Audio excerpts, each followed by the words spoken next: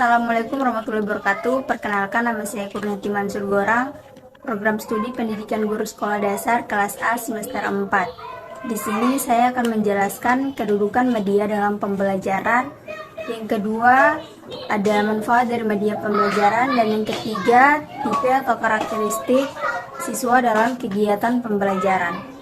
Oke, pembahasan yang pertama adalah kedudukan media dalam pembelajaran. Kedudukan media dalam pembelajaran adalah sebagai alat bantu, alat penyalur pesan, alat penguatan, dan wakil guru dalam menyampaikan informasi secara lebih teliti, jelas, dan menarik. Yang berikut adalah manfaat media pembelajaran. Menurut Kem dan Dayton, manfaat dari media pembelajaran adalah yang pertama, menyampaikan materi dengan seragam. Jadi, pendidik itu mungkin saja mempunyai penafsiran yang beraneka ragam. Nah, penafsiran yang beraneka ragam ini dapat disampaikan secara seragam melalui media pembelajaran.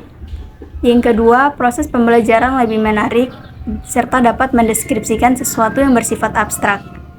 Nah, contohnya ketika guru itu dia ingin menjelaskan tentang organ-organ dalam tubuh manusia, dia tidak perlu membelah manusia untuk melihat atau menunjukkan organ-organ di dalam tubuh manusia, tetapi dia bisa menggunakan patung, gambar, atau video edukasi yang ditunjukkan kepada peserta didik, sehingga peserta didik dapat mengetahui organ-organ di dalam tubuh manusia itu seperti apa. Yang ketiga, proses pembelajaran lebih interaktif. Jadi dengan menggunakan media pembelajaran, siswa itu akan lebih aktif dalam kegiatan belajar. Karena ketika menggunakan media pembelajaran itu, siswa akan lebih fokus mendengar apa yang dijelaskan, sehingga dia dapat bertanya banyak tentang hal-hal yang tidak dia ketahui atau hal-hal yang belum dia pahami. Yang keempat, jumlah waktu mengajar dapat dikurangi. Dengan media pembelajaran, waktu mengajar guru itu tidak terlalu banyak, karena semua pokok penting dalam materi itu sudah dituangkan dalam media pembelajaran, sehingga guru tidak perlu menjelaskan terlalu bertele-tele yang nantinya akan membuat pikiran siswa itu tidak dapat menerima informasi itu. Karena penyampaian yang terlalu bertele-tele itu dapat membuat siswa merasa bosan, sehingga apa saja materi yang nanti disampaikan itu tidak ditangkap dengan baik oleh siswa itu sendiri. Yang kelima, kualitas belajar peserta didik itu dapat ditingkatkan. Yang keenam, proses pembelajaran dapat terjadi di mana saja dan kapan saja. Dengan menggunakan media pembelajaran, kita itu dapat belajar di mana saja, tidak harus belajar di sekolah. Yang ketujuh, sikap positif peserta didik terhadap proses belajar itu dapat ditingkatkan. Yang kedelapan, peserta didik dapat berubah ke arah yang lebih positif dan produktif.